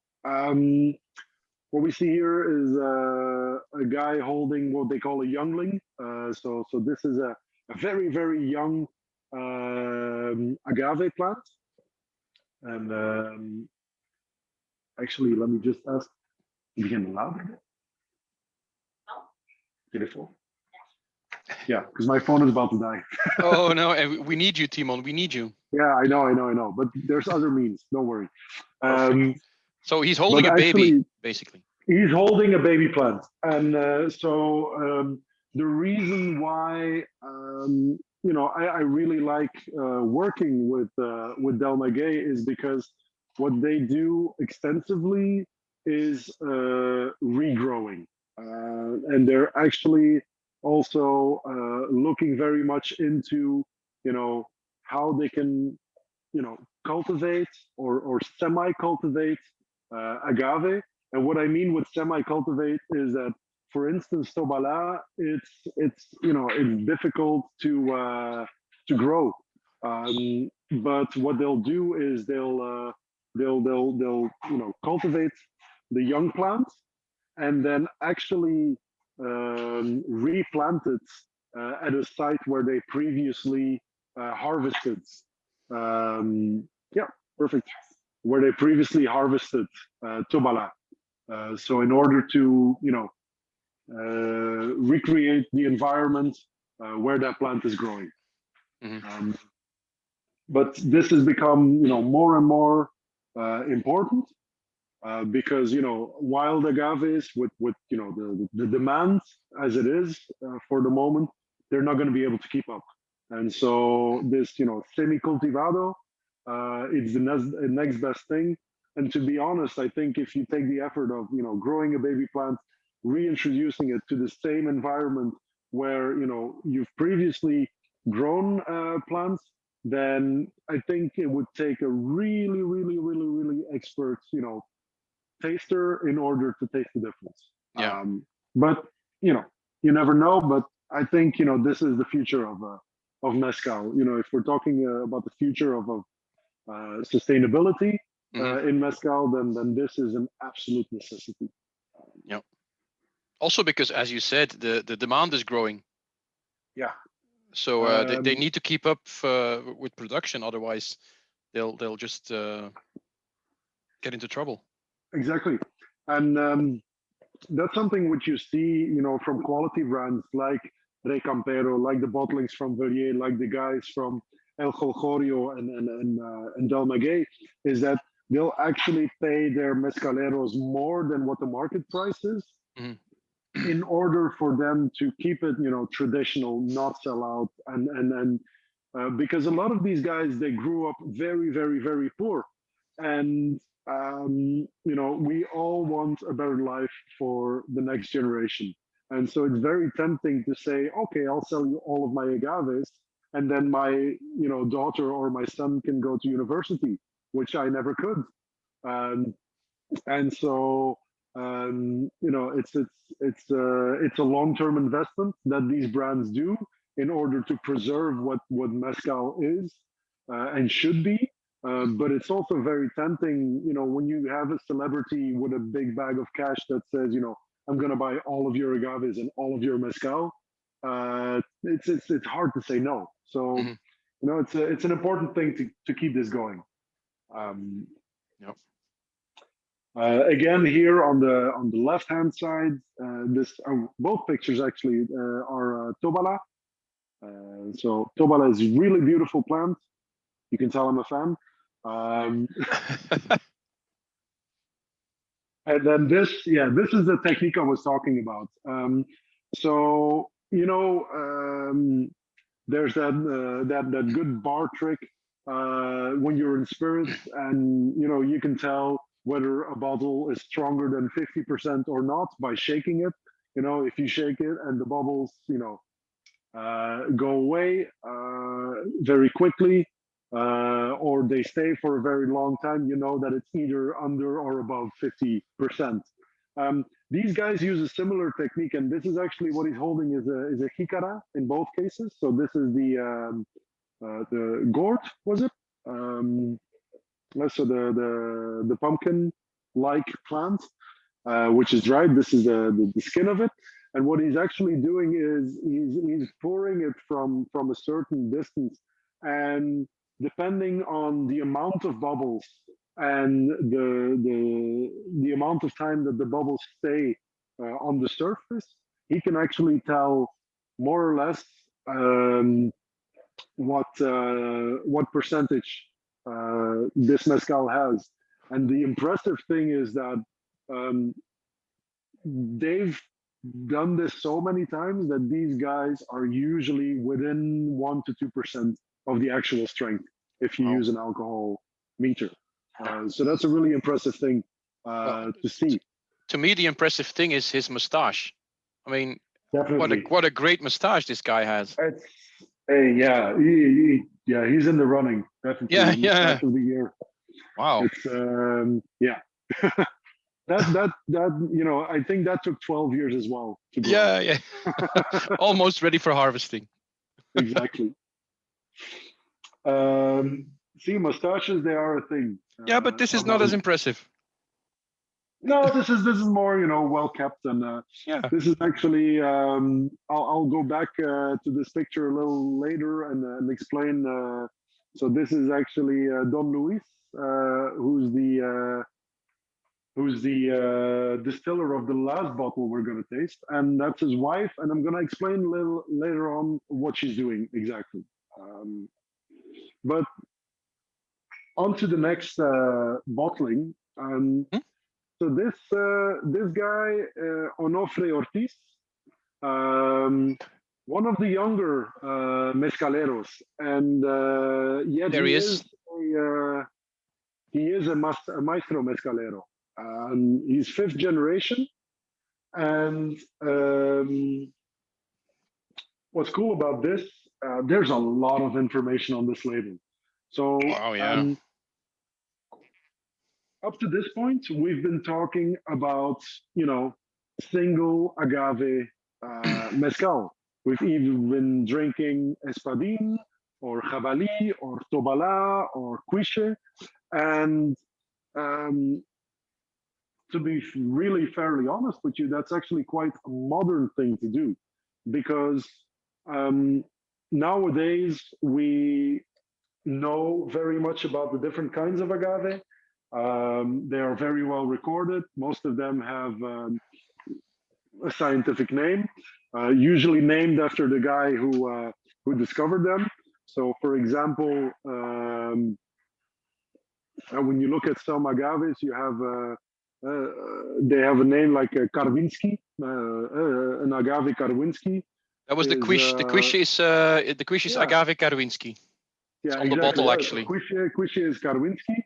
And Karwinski is the scientific name because the guy who discovered it was called Karwinski.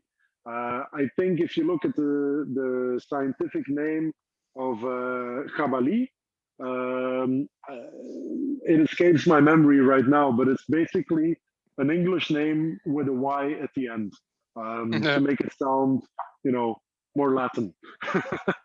But that's actually a very new thing. And before, in the olden days, they used to make mezcal of whatever was around.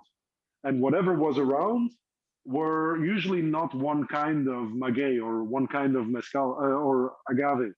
And so what we're going to drink next is an espadin blended with madre cuishe, bicuishe, and tepestate.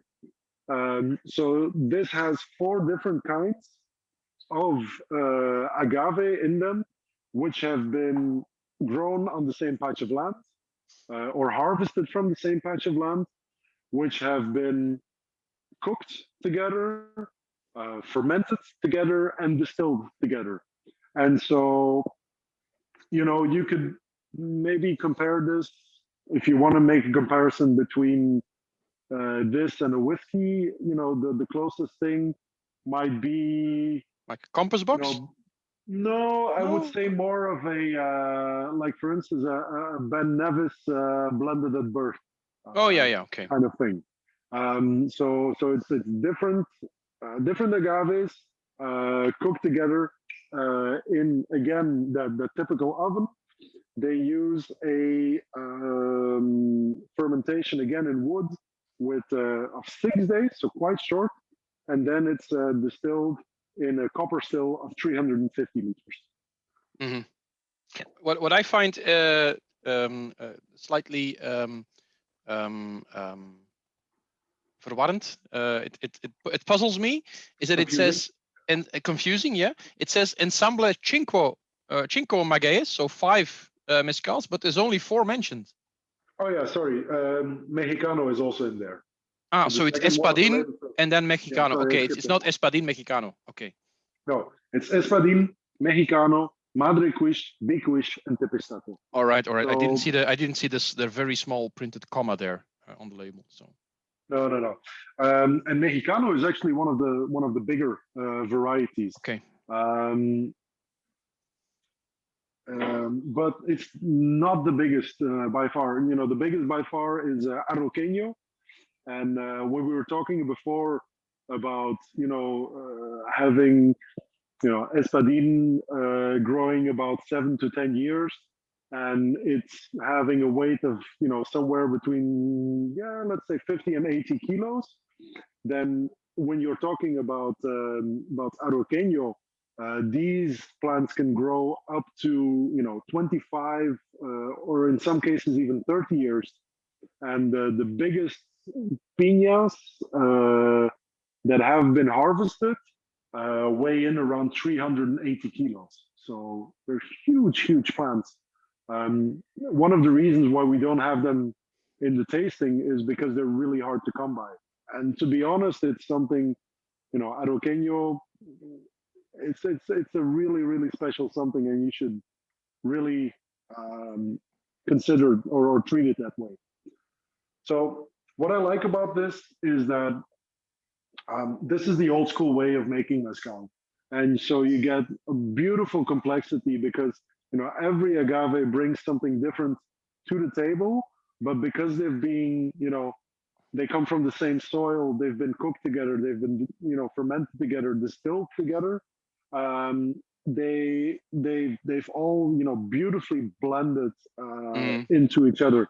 This doesn't feel like a blend because not at all. It's not something that is composed of different elements. It is one thing, even though they're different agaves. I think what Wesley is saying in the chat is for me is right. I mean, it's the most fruity and less vegetal of the ones we've tasted so far. Absolutely. It's succulent. It's sweet. I get apricots. Like very ripe strawberries. And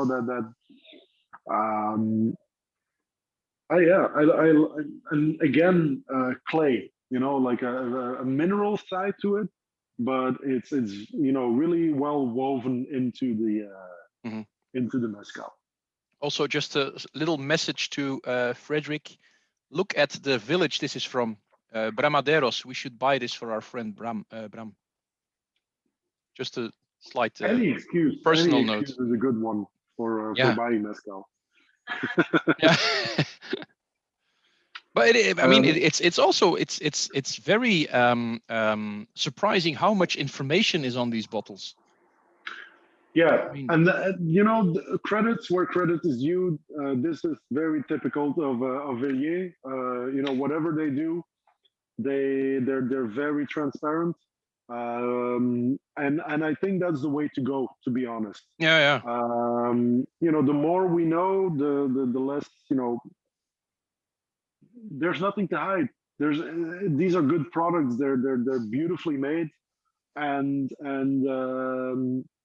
storytelling is a very important part of bringing or bringing framework to what this is.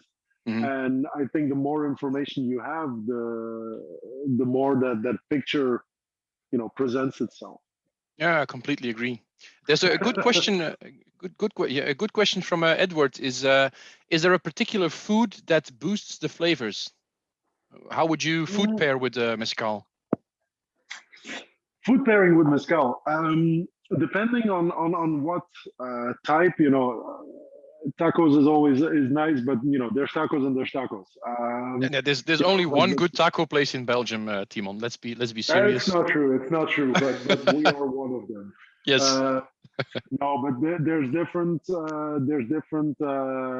pairings. I can see Derek saying, there's chocolate, and then immediately Stan responds mole negro. Mole is a typical dish from the south. It's actually what's really cool about this dish is that it's all about the sauce. Usually when we go to a restaurant, we order a steak and some béarnaise or pepper sauce or whatever you want, And then when you go to a restaurant in Oaxaca, you order a mole and it comes with chicken, you know, or it comes with platen or a different, you know, type of meat but it's all about the sauce. And so I think mole is the, you know, Mexican and let's say heavily pinned and modified version maybe of our stovre. That's probably the closest you might get. Stoofvlees from Stoofvlees those and- people from the right side of the Schelde. Yeah, exactly. Yeah. The right, as in opposite to left or opposite to wrong? Just the opposite to wrong. Yeah. Okay. All right, everybody, that's it for this station. That was. Oh yeah. The phone isn't charged anymore. I have to go now. No, but depending, you know, on which on which, you know, mezcal, you can also go the other way and have a beautiful, you know, combination with like a ceviche or you know, some a really fresh dish. There's certain types of fruits that match really. Everything that's citrus, for example, for me matches really well. One thing they do, for example, is they'll take you know, some like an orange, slice of orange, and they'll put some sal de gusano, so worm salt. It's actually a smoky salt that has grinded worms, so they no longer put them in the bottle, but they smoke them and grind them. Don't let anything go to waste. Just grind the worms down and add it to the salt. Exactly. Perfect. Or even grasshoppers.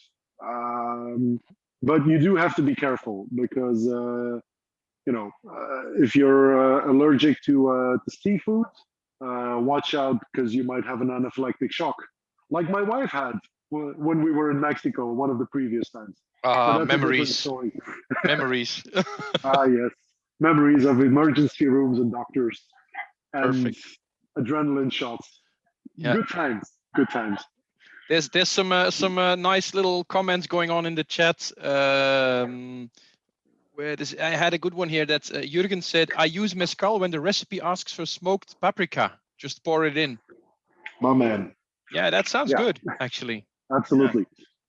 Yeah. Bob is worried that he still has a tube left, but we're coming to that, Bob. We're having the Iberico as the final one, so don't worry about that. Memories and mezcal, dangerous combination. Yeah, that's Frederick. Yeah, I know. Yeah, this a long story about something that happened in Prague 20 years ago between us with mezcal. That's for a later time, maybe. Now, the final thing that we're going to look at is the type of stills. And the picture here on the right shows you that anything can be a still. It's a beer keg. Yep. Perfect.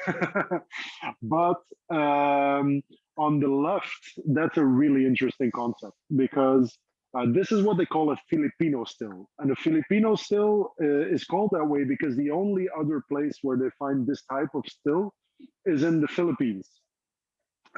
Basically, what this is, the bottom is stone or clay, so that's where they'll, you know, underneath they'll light a fire, and then on top is actually the top part is actually made from wood. So this bolt that you see on top, in this part it's clay, but in this part it's wood. And what's really interesting is the way that they get the vapors to condense, because in the top part what you'll see is a metal plate, and they'll actually run cold water through it, and so when the vapor hits that cold plate, which is conical, so it's pointy at the bottom, it will actually hit the plate, condense, and drip down. And if we go back to this picture, what Luis's wife is making on the left-hand side is actually catch for that liquid. So they'll mount this. So this is made from wood. I have one at home, which, you know, it wore out after a while. You know, you get how do you call it? Yeah, the wear and tear. it becomes too heavy, and so she'll make a new one out of wood. And so for this, they'll either use mesquite, or this is one of the exceptions where they'll use oak because it's a little bit more durable. Okay. And she makes it by hand. So this is really a family operation, because he says, she has a better eye for it. She has more patience than me. And so she knows this shape by heart. She could make it blind if she wanted to. But so she's making actually a catch, which is then going into these tubes that you see on the side, and then they catch everything in a jerry can. And here again, the first 15 to 20 minutes, that's the head of the distillate. They'll check that out. And then after that, they do the main distillation.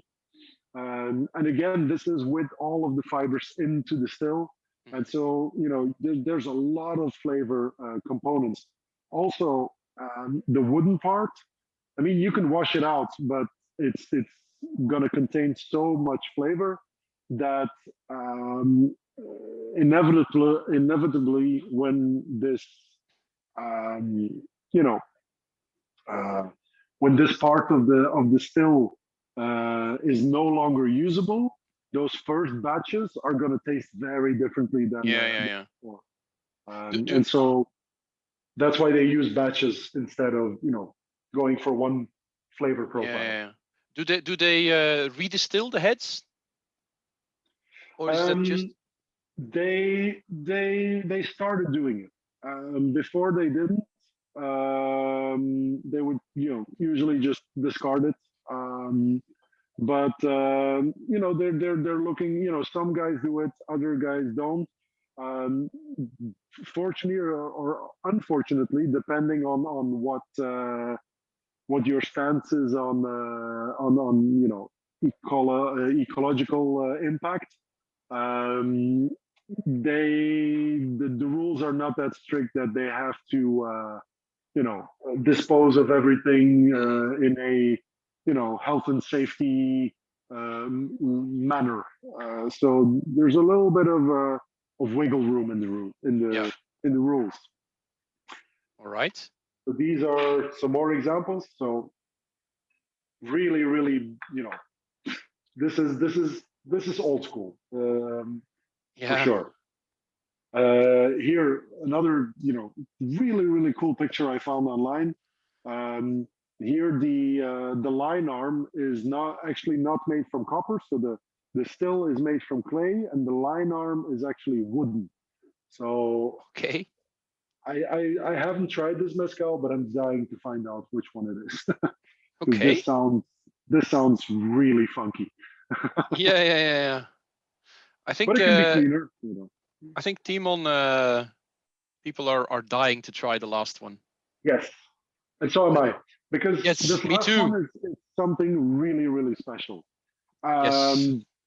So here's a picture, by the way, of how they keep it, usually in glass jars or plastic jars. And then when you go there and you want to buy a bottle, usually the first question they ask you is, do you have one?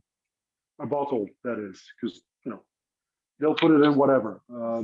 I told my wife to throw away our water when we were up in the mountains. And she wasn't too happy about that at first, but then, the idea of getting mezcal in return, it convinced her. Yeah. I don't think it was that hard to convince her. No. Those of you that know my wife know that wasn't a difficult conversation. So, earlier on, somebody asked, do they do triple distillation? And yes, Mark, they do. No, it wasn't Mark, but he knows what I'm talking about. Actually, they do triple distillation, but it's something really, really special because, the funny thing is what we get to drink. Wow. Sorry, I just had a taste. Yeah, exactly. What we get to drink here is something that is usually reserved for weddings, birth of a new child, or a funeral. And mind you that all three are celebrations. Uh, each are celebrations of life. Mexicans have a very, very beautiful, in my opinion, stance towards death. They see it as, a rite of passage to the next life. And that should be celebrated. And so whenever they have a celebration, they make a special mezcal. And that special mezcal is what they call a pechuga. And a pechuga why is it special? Because what you see here on the right, you've seen this picture before. This, for the third distillation, again, they put the liquid in the stills, but they're going to add spices, nuts, fruits to the still. They're going to let it steep in the mezcal that's already been twice distilled, and they're going to let it steep, anywhere between 6 and 24 hours.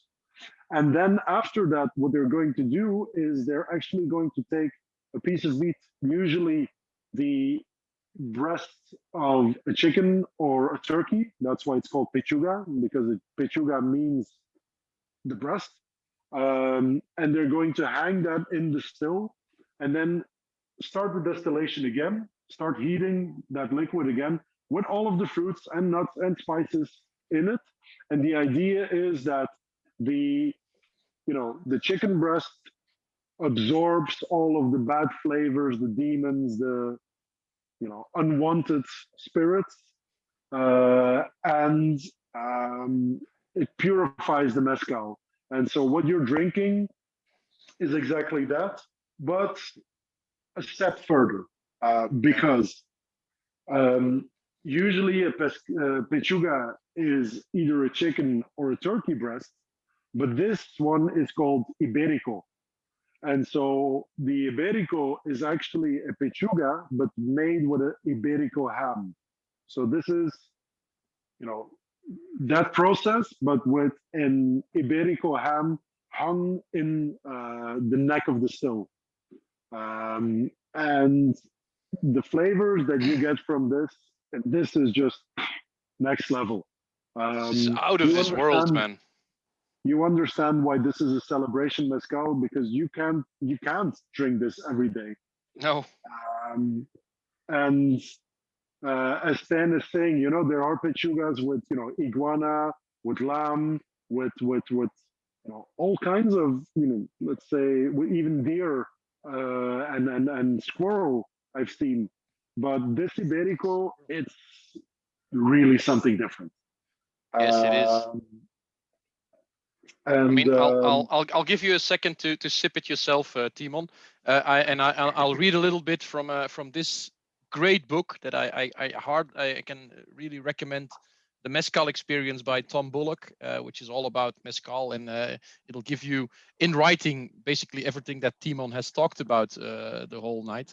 And also a sort of an overview of all kinds of different brands of mezcal. And Del Maguey is in there, and he actually has a little review on the Iberico, and he says, "I'm not sure why I chose to review this bottle. It's a third distillation pechuga with a slab of Iberico ham in for the third round.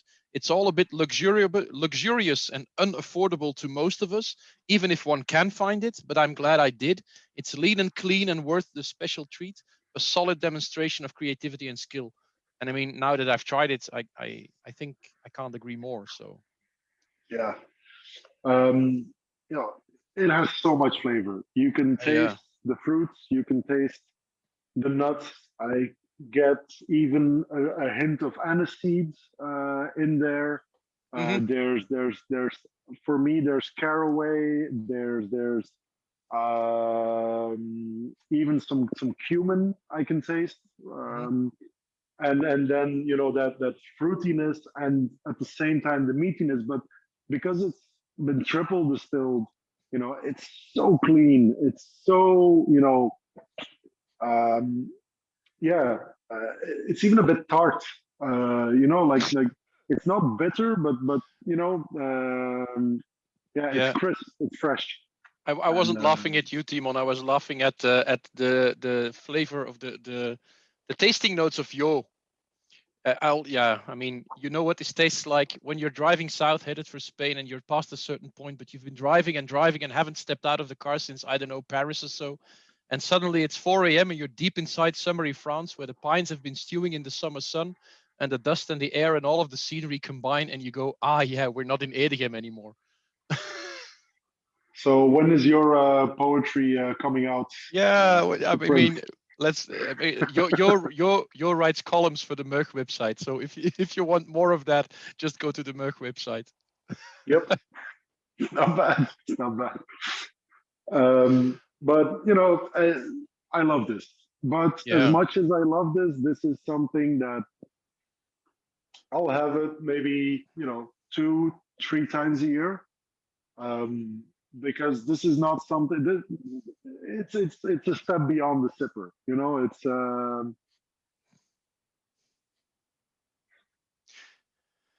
Yeah. I mean, and it's also far away from maybe normal mezcal. Is that a right thing to say? Yeah, definitely. If you go back to Vida now, it's gonna seem bland and Pedestrian. no, not even bland. Maybe a little bit rough and uncomplicated. Yeah. But this is a beast of a mezcal. That's probably also why they actually put it on the label. I showed it earlier, but it just actually says literally on the label of the bottle: "Sip it, don't shoot it." So yeah, it says so on every bottle. Does it do for the other ones too? No, the "Sip it, don't shoot it" is not on the Jabali, for example. It's only on this one. On the Chichicapa. Oh yeah, there it is. Yeah. And it is on my bottle of Jabali, but maybe not yours. It's not on mine. No, it's not on mine. But there's also another thing on it, and maybe as a conclusion to this tasting, yeah, it's a really nice palabra or a really nice saying, and a very very very good reason to drink more mezcal. And it says, "Para todo mal mezcal. Y para todo bien también." So for all bad things, have a mezcal, and for all of the good things, please do so as well. So yeah, there's always a reason for a mezcal. All right. So maybe Timon, you could stop sharing the screen so we've got a little bit more. Wow, guys! I mean. I did what I came here to do, which is I did this for myself, as I said in the beginning, to learn about mezcal, and I certainly did. And I think by the things that I saw in the chat and your reactions, I think we did the same for you guys. I'm still just a little bit speechless about the last one. it's really just something out of this world. So yeah, there were a couple questions. Where can we buy these bottles? I'll put a link into the chat to our website. Basically, it's on our website on the page you'll find for this tasting, and you can buy bottles of this. You'll see the prices. I've actually calculated the prices and then took 10% off as a discount. So the prices you'll see will be with the discount already included. You'll also see that this last one is not cheap. It's not a cheap bottle. It's around 200 euros. It's not a cheap bottle, but to be very honest, it's a very good price for that bottle. Oh yeah. This is something unique and that you will not find anywhere else. So yeah, but you'll see most of these bottles are available. The only one that is not available is the Tobala, the Baltazar Cruz, which was out of stock at the Nectar. So that's not available anymore and won't come back either. And some of these are still in stock, and some of these will be back in stock in 3 weeks. I can't remember which ones they were, but I'll let you know if you want some of these bottles when you can expect them. So if you want to, you can go to the website and buy these bottles. There's also one, as I said earlier, you can buy a case of 24 of the Ponies beer too.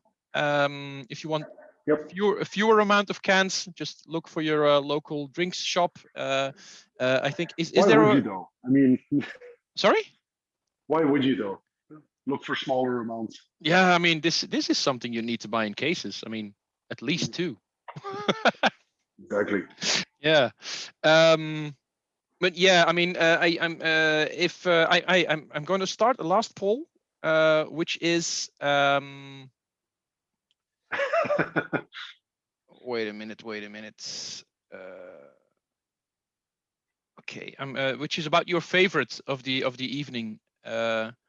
Mezcal, favorite mezcal. Favorite mezcal of the evening. So I'll give you a little time to vote on that. So we'll have a little bit of an idea of what you guys have liked so far.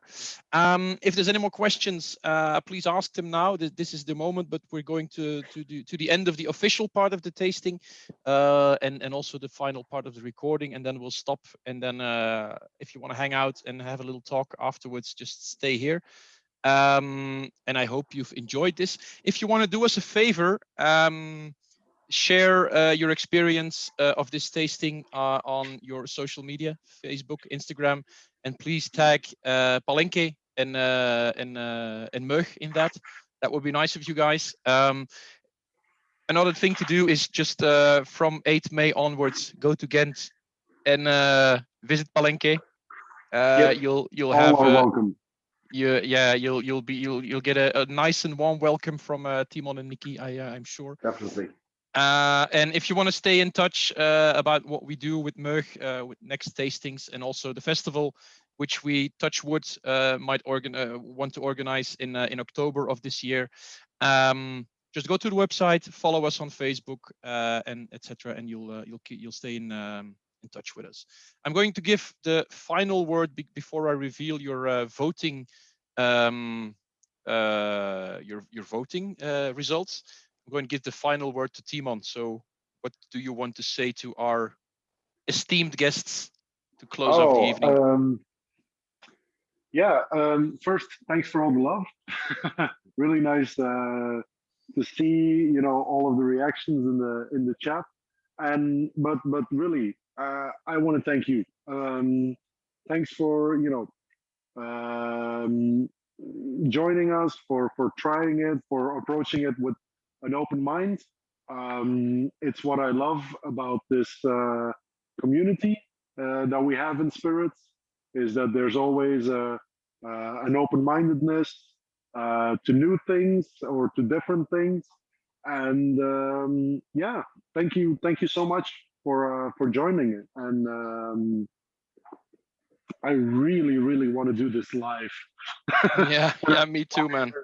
Face to face again soon. So behave, don't be an asshole, wear a mask, all of that thing, all of those things, and we can see each other again soon. Cool. All right. Thanks, guys. I couldn't agree more with what Timon said. To end this all off, I'm going to end the polling and then share the results with you. Well, there you go. It's no surprise, actually. I mean, the Iberico got most votes, but what I really like about the results is that every single mezcal got at least one vote. And that is really great to see, actually, that there's love for each and every one of the bottles that we've had tonight. Final word in the official tasting. Thank you so much, Timon, for thanks. For what you did tonight. I think, and I'm pretty sure that you converted some souls to the world of mezcal, and that's basically what we wanted to do. So, thank you all. Nice. This is the official end of this part of the tasting, and I'll see you in the after tasting. All right, guys. Bye, guys. Stop record. Bye-bye.